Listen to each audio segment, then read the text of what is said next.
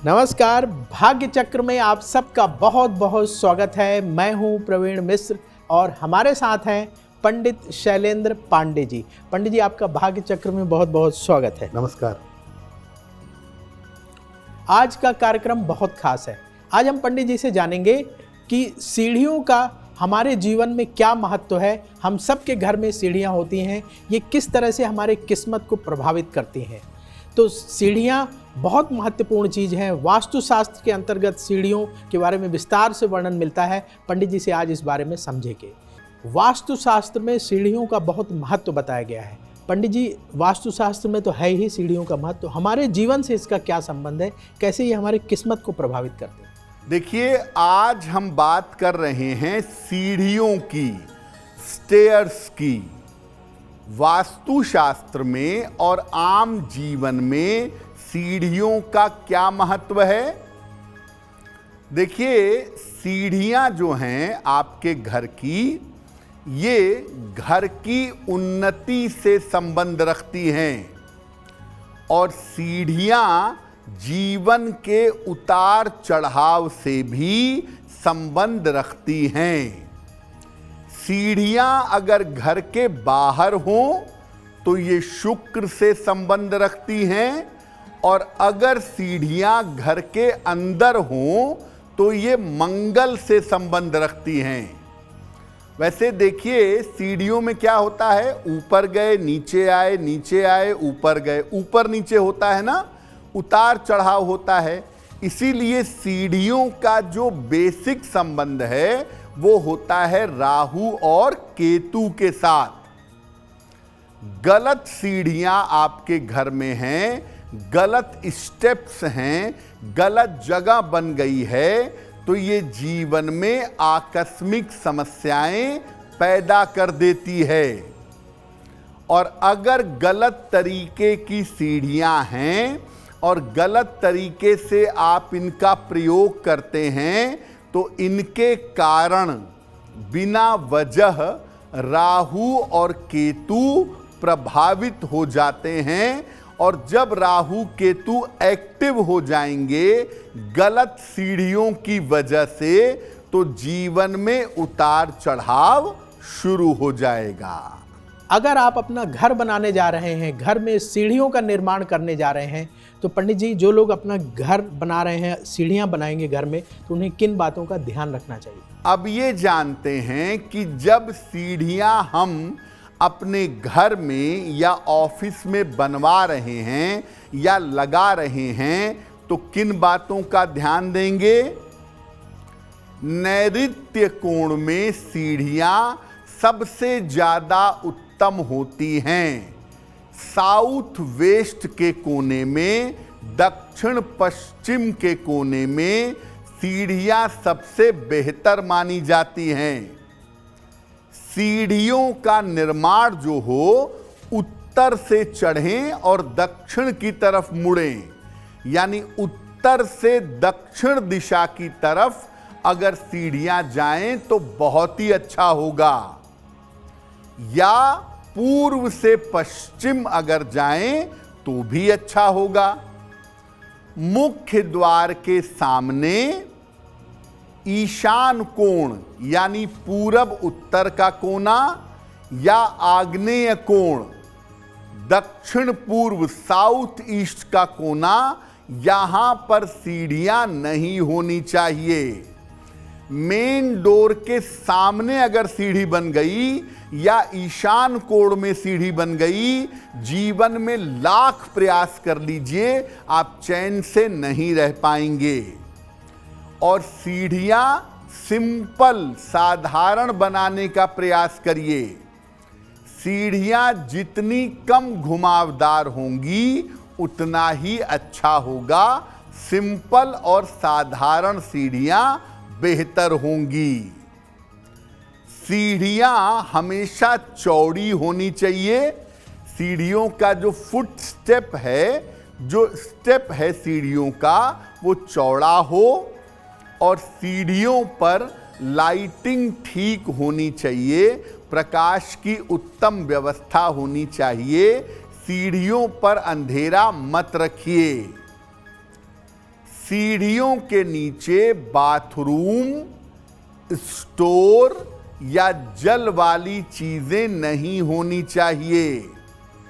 सीढ़ियों के नीचे बाथरूम हो, स्टोर हो या जल वाली चीजें हो तो घर की महिलाएं हमेशा बीमार रहेंगी।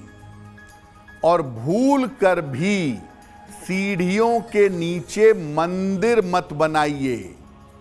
सीढ़ियों के नीचे गमले वगैरह लगा सकते हैं, सीढ़ियों के नीचे किताबों की अलमारी लगा सकते हैं, सीढ़ियों के नीचे पढ़ने की जगह बना सकते हैं, लेकिन पानी वाली चीजें वहां न रहें और सीढ़ियों के नीचे मंदिर भी ना हो तो ज्यादा बेहतर होगा। अगर आपके घर में सीढ़ियाँ गलत बन गई हैं तो आप क्या करें?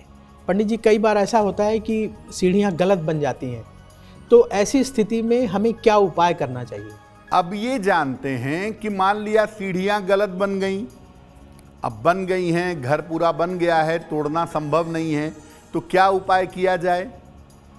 देखिए, सीढ़ियों का जो रंग है, सीढ़ियों के स्टेप का रंग और सीढ़ियों के साथ की दीवार का रंग वो सफेद रखिए तो बहुत अच्छा होगा। सीढ़ियों के साथ जो दीवार है उस पर एक बड़ा सा लाल रंग का स्वस्तिक लगा दीजिएगा। अगर सीढ़ियों के नीचे कुछ गलत निर्माण करवा लिया है, कुछ गलत बना लिया है, तो वहां पर गमले में एक तुलसी का पौधा रख दीजिएगा। सीढ़ियों के नीचे अंधेरा नहीं होना चाहिए, सीढ़ियों के नीचे भी प्रकाश की उचित व्यवस्था करिएगा। सीढ़ियों की शुरुआत वाले स्टेप पर और खत्म होने वाले स्टेप पर एक एक हरे रंग का डोरमैट रख दीजिए। जहां से सीढ़ी पे चढ़ रहे हैं पहला स्टेप, वहां हरे रंग का डोरमैट रखिए, और जहां सीढ़ियां खत्म हो रही हैं अंतिम स्टेप, वहां पर भी एक हरे रंग का डोरमैट रख दीजिएगा। सीढ़ियों के नीचे आप पढ़ने लिखने की वस्तुएं रख सकते हैं, किताबों की रैक बना सकते हैं, किताब रखने की व्यवस्था कर सकते हैं। सीढ़ियों के नीचे सबसे बुरा होता है बाथरूम। अगर आप सीढ़ियों के नीचे टॉयलेट बनाते हैं, बाथरूम बनाते हैं, घर की महिलाओं के जीवन में सेहत बुरी तरह खराब होगी और लाख परिश्रम करने पर भी घर की महिलाएं सफल नहीं हो पाएंगी। सीढ़ियों के बारे में तो हमने विस्तार से जान लिया। आज का दिन बड़ा महत्वपूर्ण है, आज गोपाष्टमी है। तो गोपाष्टमी की क्या महिमा है, पंडित जी से समझते हैं। पंडित जी, आज का दिन महत्वपूर्ण है, गोपाष्टमी की क्या महिमा है? देखिए, भारतीय परंपरा में गायों का बड़ा महत्व है और हम सब गाय को माता का दर्जा देते हैं। साल भर में बहुत सारे ऐसे मौके आते हैं जब गायों की अलग से पूजा की जाती है। जैसे अभी कुछ दिन पहले हमने गोवर्धन पर गायों की पूजा की थी। आज गोपाष्टमी है। गोपाष्टमी की महिमा क्या है? हम सब जानते हैं कि इंद्र ने जब अहंकार किया तो भगवान कृष्ण ने 8 दिन तक गोवर्धन पर्वत को अपनी छोटी उंगली पर उठाए रखा, धारण किया। 8वें दिन इंद्र का अहंकार चूर चूर हो गया और इंद्र भगवान कृष्ण की शरण में आ गए। 8वें दिन ही कामधेनु ने भगवान कृष्ण का अभिषेक किया दूध से। इसीलिए भगवान कृष्ण का नाम तब से पड़ गया गोविंद। तब से जो 8वें दिन कामधेनु ने अभिषेक किया था, तब से कार्तिक शुक्ल अष्टमी तिथि को गोपाष्टमी का पर्व मनाया जाता है। इस दिन गायों का श्रृंगार करके उन्हें फल मिठाई आदि खिलानी चाहिए, चारा खिलाना चाहिए। इसके बाद गाय के पैरों के पास की जो मिट्टी है, जो धूल है, उसका तिलक करना चाहिए। ऐसा करने से आपका दुर्भाग्य नष्ट होगा और ग्रहों की जो भी बाधा है, ग्रहों ने जीवन में जो भी मुश्किल पैदा की है, वो मुश्किल समाप्त हो जाएगी। तो गोपाष्टमी पर ज्यादा न ना भी कर पाएं तो गाय को हरा फल, हरी सब्जी, मिठाई खिलाएं या गाय को हरा चारा खिलाकर मानसिक रूप से वंदना करें तो निश्चित रूप से आपको लाभ होगा। अब वक्त है ऐसा क्यों जानने का। पंडित जी, ऐसा कहा जाता है कि शनिदेव की ऐसी मूर्तियां जिनमें उनके नेत्र हों, उनके दर्शन नहीं करना चाहिए, ऐसा क्यों?